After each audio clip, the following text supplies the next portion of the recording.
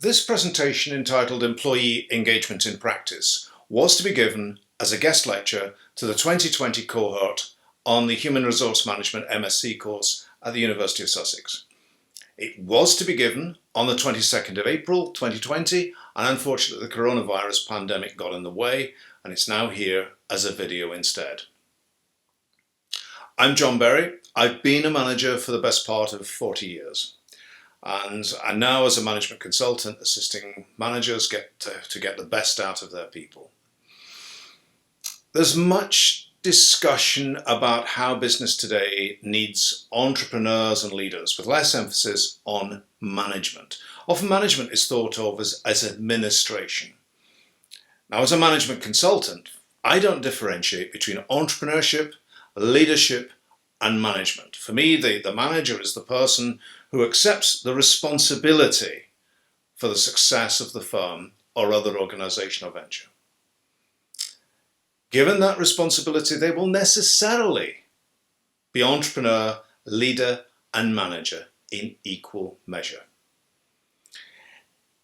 In this lecture, I'm focusing on the necessary action of managers who have accepted that responsibility for the people in their company, people in their organization, their group or team. Those managers are typically supported then, and this is where the MSc comes in, by specialist consultants in human resource management. Particularly, that happens in larger firms. The MSc is designed for those HR practitioners. Now, HR is delivered in very many ways in organization, and I'm agnostic on how this is done.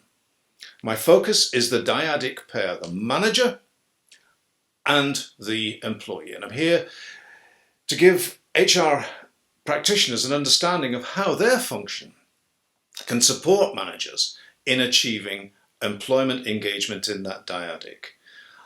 I'll talk for about 40 minutes, and I'll start with just noting some of the topics I'll cover. I mentioned I wanted to discuss employee engagement in practice, but first I want to set out some definitions. I then want to ask why it is that anyone is interested in engaged employees. Why does it matter? How does the organization benefit over perhaps just having people who come in, do a job, go home? What's special about engagement? And how does engagement fit with other concepts like commitment and motivation? You'll guess, of course, that engagement is useful, otherwise we wouldn't be here discussing it. And given that engagement is a desirable quality to achieve in a person, I want to discuss how managers might go about achieving it, and then how they might go about improving it. And then finally, I want to get to the nub of the subject. I want to look at some practical cases. Some people, employees, who might or might not be engaged.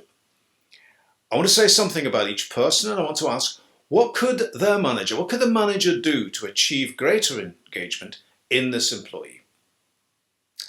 Of course, we won't actually meet the employees or observe them in work, so our information on them will be limited. But I want to get you to think about what to do in practice. And then, of course, we'll wrap it up with a summary of the key points.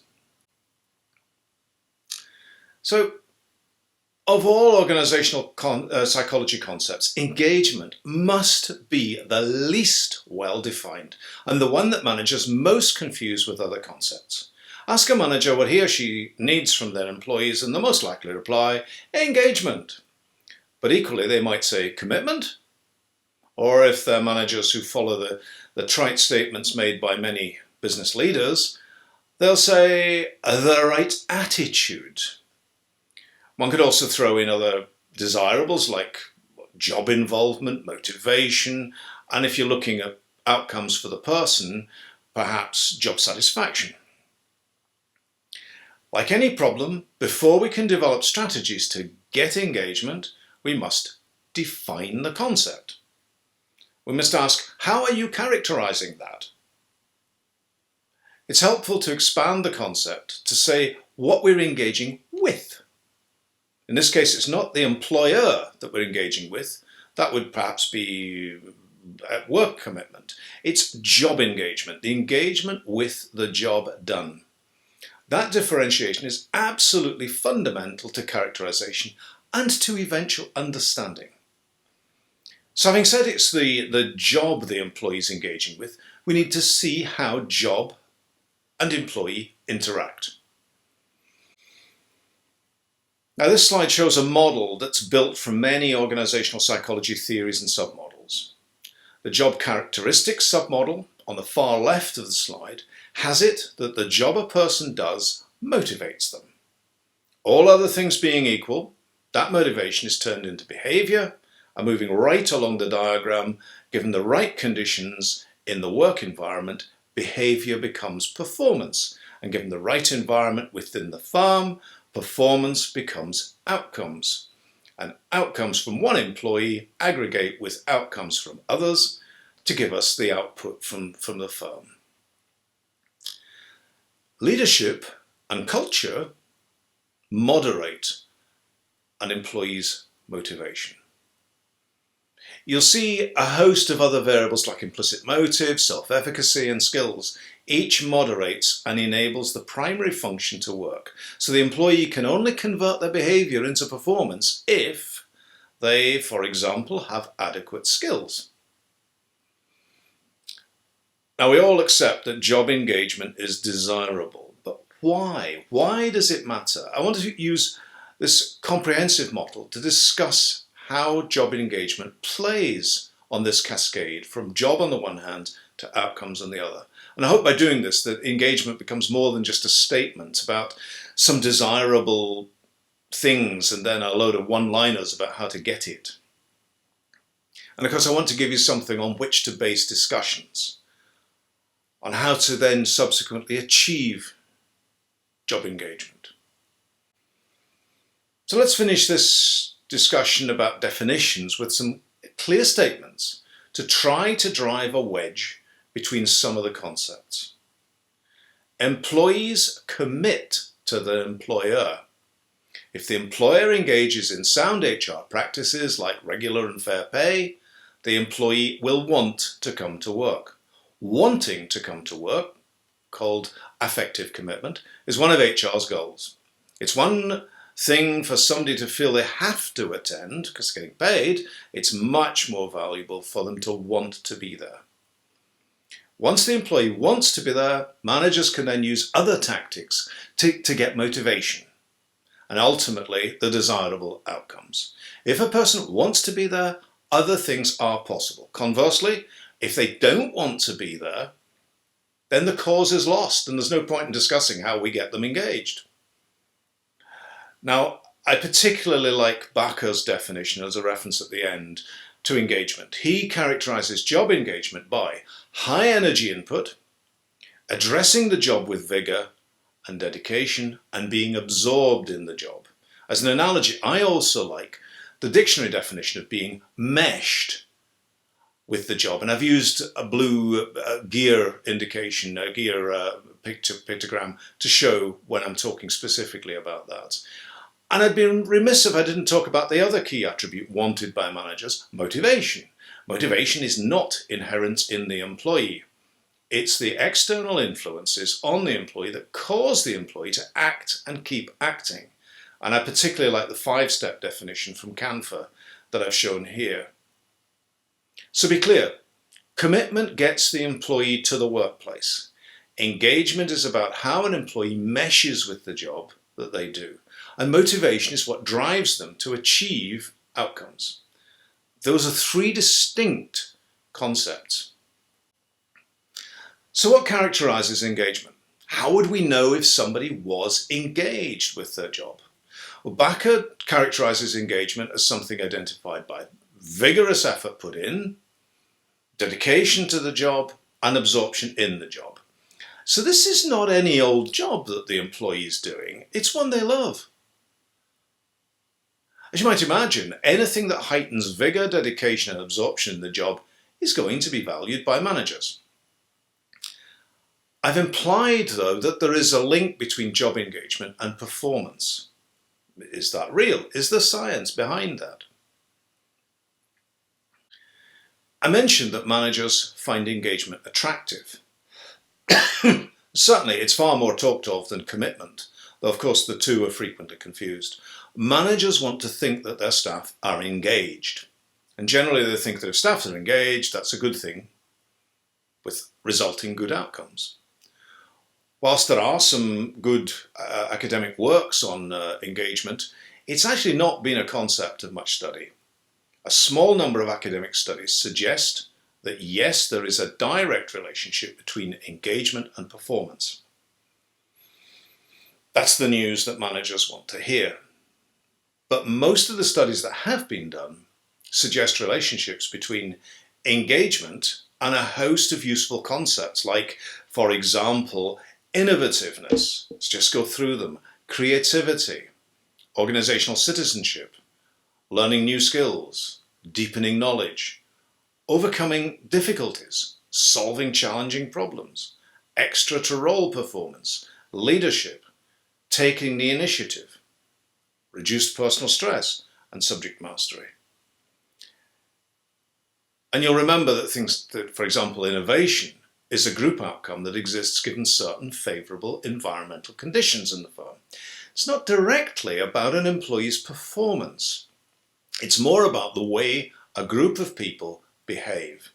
And hence it's about change in what's done rather than efficacy in any one employee. For innovation, we'd expect all members of the group to be engaged with their jobs. So we're seeing different concepts there, and we have to be careful. Relationships between variables like engagement and proactivity, initiative taking, well-being, discretionary behaviour, etc., might therefore be called second order. Those outcomes may, given other favourable conditions, lead to the desirable outcomes we want, the desirable outcomes. But engagement itself does not lead to performance, as managers think and would want. So enough about what engagement is. How does it work? How does it fit with this feed forward, one end to the other model, linking a job a person does with the outcomes for that person? Engagement works. Engagement occurs when the employee, as job holder, performs. That performance materializes in achievement, and that taps the employee's explicit motives. The explicit motives might be in the form of objectives for which the employee will get reward or recognition. That achievement then moderates the employee's motivation and hence mediates the link between the job done and the employee behavior. You'll see then that in a modelling sense, we've created a self-reinforcing loop. The more appropriate performance, the greater the achievement. The more achievement, the more motivation. The more motivation, the more performance, and so on. This mechanism then for engagement relies on the job and the performance being in line with the employee's explicit motives.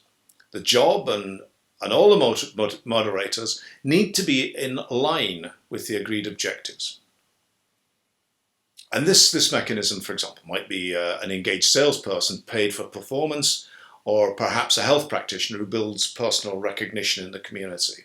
They gain that recognition as part of the process. Alternatively, the performance must tap the employee's intrinsic motives. Now, this is most likely to occur when the performance allows the employee to learn. Learning causes, let's say, a buzz. It allows the employee to use and grow their personal resources, and their skills and knowledge. And the result is a heightened motivation. Motivation causes performance, which in turn gives us a reinforcing loop, which causes more learning, and ultimately more motivation, and so on. Again, that's a self-reinforcing loop that works provided the conditions are right for the employee. This mechanism then for engagement relies on the job environment being in line with the employee's own career aspirations and fueling their need for personal growth. This latter model might fit a research scientist, for example, or indeed you as students. One of the values of thinking about engagement using models like this is that it helps us visualize the huge number of variables at play. You'll have seen on the previous slides that motivation relies significantly on the job a person does. If the job does not motivate, then no amount of right conditions downstream will right that wrong. The job must be right for the person. So for engagement, we have to get the right person in the right job. This is one of the major flaws in the typical manager's thinking.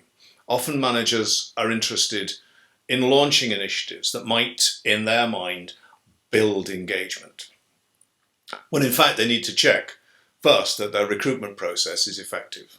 They need to check first that the right person has been hired. And that task, of course, is one of HR's primary contributions to enabling engagement. You might have come across the term PE fit elsewhere in your studies. The PE fit, the person-environment fit, must be optimized. If the person is a farmer and they really want to be a doctor, it's probable that no amount of downstream intervention will enable their engagement. So we have the right person in the right job, fine. And their performance taps their extrinsic or intrinsic motives in the reinforcing loop that I described. Everything is set. So what happens? Well, think of it like a machine. If the HR conditions are right and the employee starts work, they enter the committed zone. Motivation is low, we get low level of performance. As the employee engages with the job and is motivated, and the manager intervenes in the employee's life with reinforcing management action, the employee enters the motivated zone. Performance has risen. Given the right conditions for engagement, as we've discussed earlier, the employee enters the reinforcing loop and builds their motivation. Even greater performance results. Barker calls this super motivation, and that is a very nice descriptor.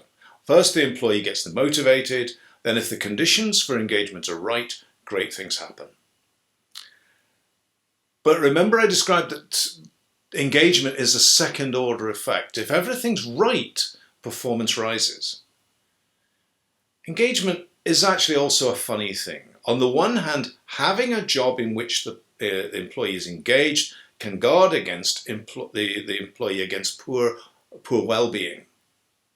On the other hand, if they're first motivated then engaged, they can end up, if not enough downtime is available, if not enough exercise is available, then you end up in the self-reinforcing loop until the job holder's machine runs out of resources and they crash and burn out. So thinking about engagement not as something in isolation, but as something as a continuum from commitment through motivation and on to engagement is, I think, useful. We'll see shortly some of the uses to which the model can be put. So we're just under halfway. And I'm just going to pause and define some of the management concepts I've mentioned and add a few more to help in the second half of the lecture. As I mentioned, for the purposes of this lecture, intervention comes in two forms. Those done by HR as a central function, those done by managers in their work with the employees. HR interventions are group or company-wide. Manager interventions are personal, idiosyncratic to the employee. An outcome is a change in one or more of the company's KPIs. We also talk of outcomes when discussing secondary effects like innovativeness. And of course, strategy is what managers develop to drive the whole thumb towards those desirable outcomes. Managers have the ability then to act first with company-wide interventions and second with idiosyncratic interventions, interventions specific to each employee. So here's a question for you. Is job engagement actually idiosyncratic? Knowing what you know from what we've covered so far, can job engagement be built with pan-organisation interventions? That would suggest it's not idiosyncratic. Let's look at some of those and answer them as we get in some of the subsequent slides. The model I described here, where I plotted motivation on the x-axis and performance on the y, suggests a plethora of questions. Well, it's a model, but it embraces the three key management concepts of commitment, motivation, and job engagement. And it adds subsequently the idea of burnout if resources are not adequate. Now, if I tell you that all interventions take management effort, that's logical. A management effort is a cost to the company. The inevitable question is, well, how much management effort is reasonable to cause the desired performance? Money in, results out. Of course, that goes back to the central question of what performance is and how much performance the firm needs from its employee. Using the graphical model, that demands that the manager asks, if I'm going to have to put a lot of effort in, how high up the motivation performance curve do I have to be? And given the answer to that, do I need engaged employees? Do I need to have all employees in the optimum working zone that I showed on that graph? And in fact, are there many optimum working zones for different employees in different jobs? It may be sufficient to simply have motivated employees.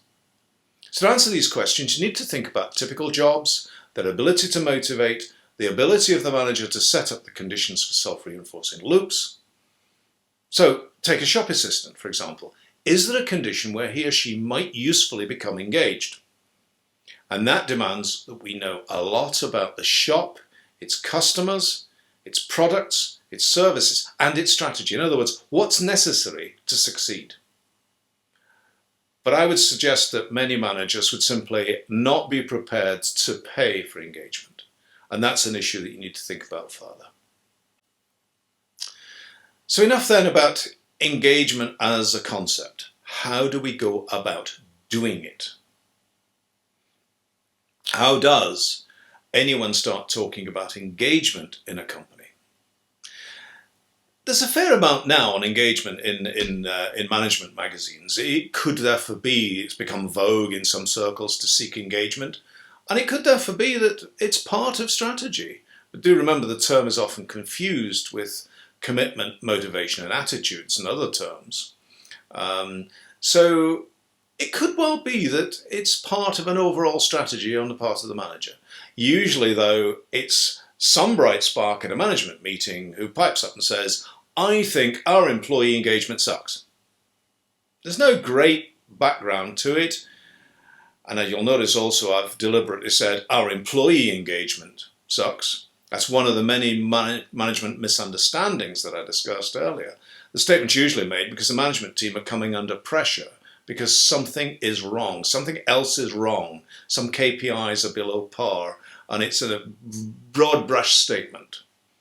So someone from management out of that meeting is told to go and see HR about what HR is going to do about getting higher employee engagement. I'm deliberately being controversial.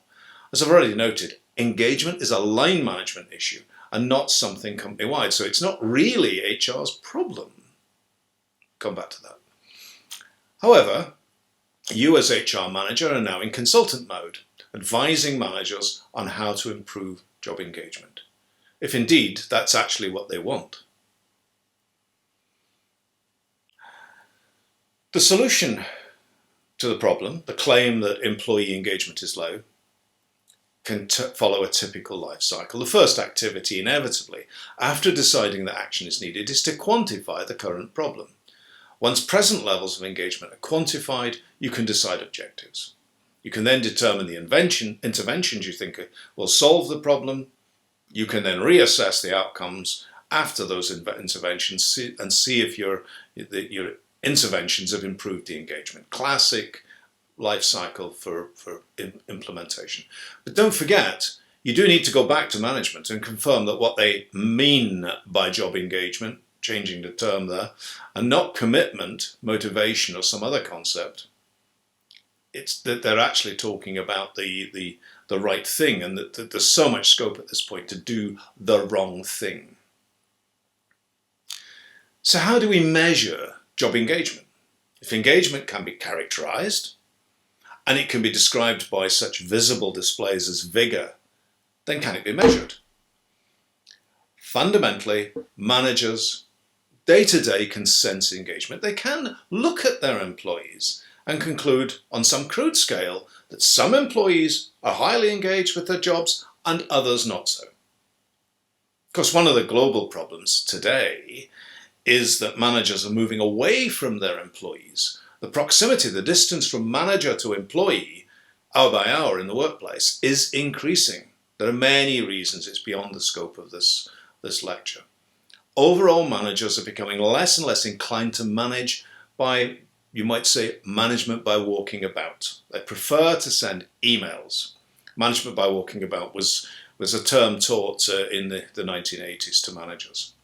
If managers want to practice assessing engagement, they need to train to be good at it. And the training should follow the classic progression: understand job engagement. That's part of what we're doing here. Learn sensing. Then learn intervention and changing things. And finally, learn to assess the effects of those interventions. And then repeat the sequence again and again and again. But if distance is increasing, management sensing, the simplest way of assessing engagement, is becoming less prevalent and hence less effective. Many managers, therefore, today revert to surveys. The two most prevalent in the job engagement world are perhaps the Gallup G12 and the US University of Utrecht surveys. The G12 assesses the environment for engagement, doesn't actually measure engagement itself, and the US attempts to measure job engagement directly, both giving a score for each person who completes the survey. Ultimately then, when it's completed by a large number of people, both allow a statistical report to be built, defining, for example, the percentage of employees with high job engagement, percentage with low, or whatever. Both give a score, and importantly, can be compared then with the same group at a different time, so seeing improvement, or with other groups in the same company, benchmarking, or between companies, further benchmarking. The US reports against three factors that we've talked about: vigor, dedication, and absorption. So let's assume that the trigger is that we want to increase job engagement in employees. The first activity must be determined what the engagement is today. That can be done we can then set some objectives for engagement for tomorrow. And we can then discuss the actions needed to take us from today, current state, to tomorrow, improved state. We've discussed the idea that job engagement is a second order effect. There's little evidence that job engagement drives performance directly. But there are relationships developed between job engagement and concepts like innovativeness.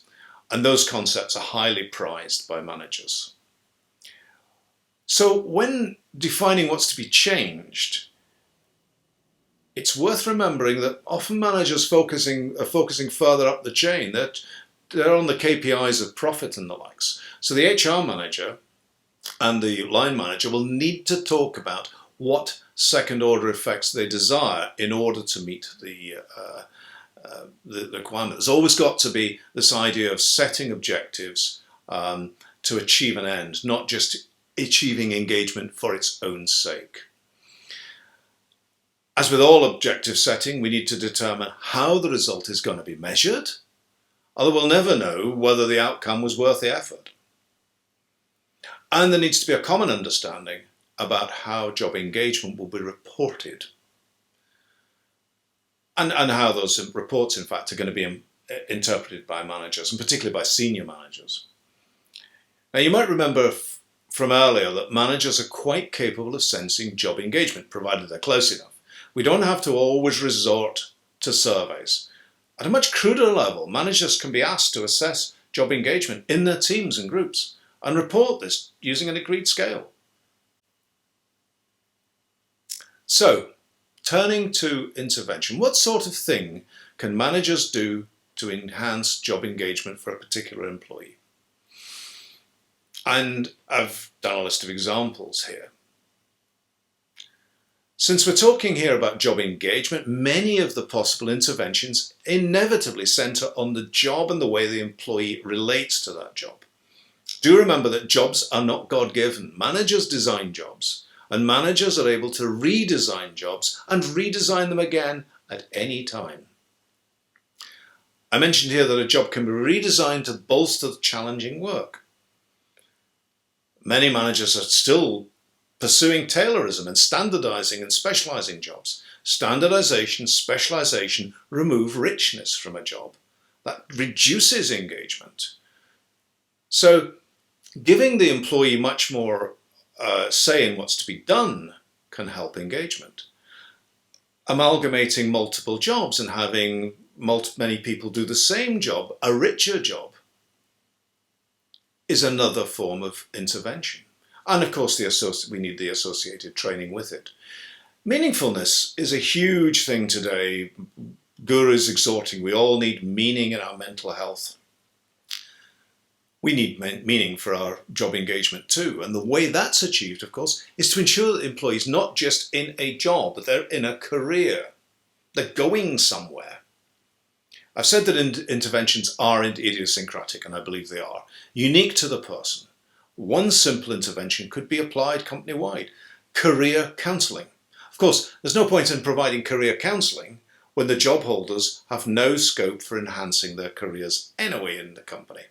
There must be parallel action and opportunities for personal growth. Or an acceptance that in the longer term, building an employee's career it increases the likelihood that ultimately they'll quit. And that may be not a bad thing in 3 to 5 years perhaps. The point is here that interventions that can be made, there are interventions that can be made to enhance engagement. So what about HR's role? I said that engagement is dyadic. It is the result of the relationship between the manager and the employee. Most HR action enhances commitment to the firm. But as we saw, HR has a pivotal role in ensuring that the right person is in the right job, maximizing what I call PE fit. Once the employee's been hired and turns up regularly, it's then for the manager to win engagement if indeed he or she is inclined, and we talked about cost benefit. But few managers are expert at managing people. Most will glaze over when you start discussing job engagement. Remember I mentioned that managers tend to confuse concepts like commitment and motivation and attitude and engagement anyway. HR's job then is to lead as technical specialist. Knowing that engagement is useful, being capable of doing the necessary research to determine possible interventions, and then HR must ensure that all the foundations are in place. Engagement can't happen unless the conditions are right. So the HR business partner is the line manager's coach and specialist consultant. That's a big job. So let's say that the manager and the HR business partner have got together. They've planned a series of interventions.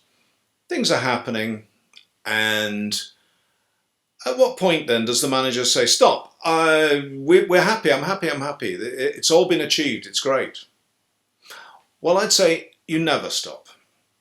Most of the interventions you'll see by example, like career coaching, are continuous. And if the manager stops and allows reversion to the pre-intervention state, job engagement will also stop. As soon as an employee feels the manager is no longer interested, as soon as let's say an example, the extra to role responsibilities that they've been given cease, if that's what was done to increase the employee's engagement, then that engagement's gone away. For job engagement to sustain, these things must become part of normal management. And the conditions must be built into normal life cycle, normal HR cycles, like for example, performance appraisal, objective setting, development planning, etc. So to summarize, the manager, the person accepting responsibility for the success of the venture, is the key player. They're responsible for the section, the group, the department, the company, or whatever it is. It's they who will be observing the employee day to day. It's they who can launch the initiatives. It's they who can budget for the spend and ultimately the improvement. And arguably, they're the ones who will directly benefit from the new state of engagement. But mostly the manager is not a people expert. And remember that 20% of managers are actually trained. So the HR business partner has a pivotal leadership and consulting role. And I mentioned that job engagement costs. The cost-benefit balance must be worthwhile. It is for senior management then to determine ultimately the strategy around commitment, motivation and engagement, and to provide budget to support all of these activities. In the last 10 minutes then, I want to look at some individual cases to amplify what I've been saying. Remember that job engagement is idiosyncratic, so I'm going to be talking about individuals. As I talk, I want you to be thinking, is there evidence that this person is already engaged with their job, the current state? Is this person in a job where they might benefit from engagement interventions? Is this a job that the company would like to achieve job engagement in? And what sort of intervention would likely enhance job engagement? So let's look first at Mike, the engineer. There's nothing in the description of Mike's work on the slide that would lead us to assert that Mike is indeed engaged with his job. He's a good worker, so he's probably committed to the firm, and he is suitably motivated. It's likely that the manager would want Mike to be engaged. We learned that job engagement influences concepts like innovativeness. So if Mike were to be more innovative, that would likely be a good thing. Innovation, though, is a group activity, so to have Mike become more engaged and hence more innovative, he will need to be working with other people. And that's a tangible job description intervention. Mike's job seems to be one to have plenty of opportunities for extra-role responsibilities, like, for example, external working groups, perhaps support to marketing on activities. And this may be a suitable way of changing the job to gain job engagement. But you must remember that for every hour, this is back to the cost business, so for every hour away from fee earning, the manager will need to consider that the cost is worth it. I should mention that there's a generalization sometimes postulated, that is the so-called white-collar workers and should get the engagement, if you like, and the blue-collar workers, well, there's no benefit there to be had. I would dismiss this generalization. I'm not sure you have that generalization. There's two categories anyway. And I think it's for the manager and the job holder, that dyadic pair, for the manager to determine whether somebody is invested in. Well, take Dave. Dave's the director. He's definitely engaged with his job. He has a voracious appetite for work, and he helps others to achieve excellence. You could say he's at the top of his game. The question then is how we ensure that Dave sustains this engagement, growing his contribution to the firm without burning out. There's a development task, but it's more about skills acquisition. So, for example, his personal organisation might be improved, but maybe it's somebody in this position. That might be a tricky discussion to have with him, but that's a different story. In terms of engagement, he would likely score highly today. And then to Ali, the marketer. Ali is obviously not engaged in her job. She has good performance, consistent, committed, motivated. We might describe her stopping at motivation. But her performance suggests that she falls short of actual engagement. We see no evidence of vigour, dedication and absorption. Ali is an example of a dilemma for managers. Does she really need to be engaged in order for the firm to feel she contributes optimally? A manager would need to determine whether they should invest in her engagement or simply work with her on some of her skills, the fostering imagination and creativity, for example. Looking back at the job to performance cascade, everything needs to be in place. We should not confuse, for example, skills and knowledge development to achieve performance and skills and knowledge development to achieve engagement. The latter is all about securing the job holder on a career trajectory. The former is all about making sure they've got the right skill to do the job. So there are two different things there. In job engagement, it may be more about training for the future, whereas in performance, it's more about training for now. So there's a relationship between a person's job job engagement and the desirable personal outcomes like innovativeness.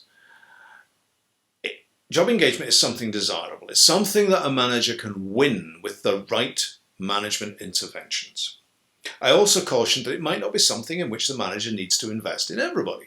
Many jobs and their associated job holders must be committed, of course, and they must be motivated to perform.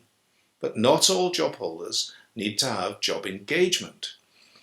I think that Backer's description of engagement as super motivation is quite apt. Super motivation gives the idea of something out of the ordinary, and that's useful, I think, in understanding the concept.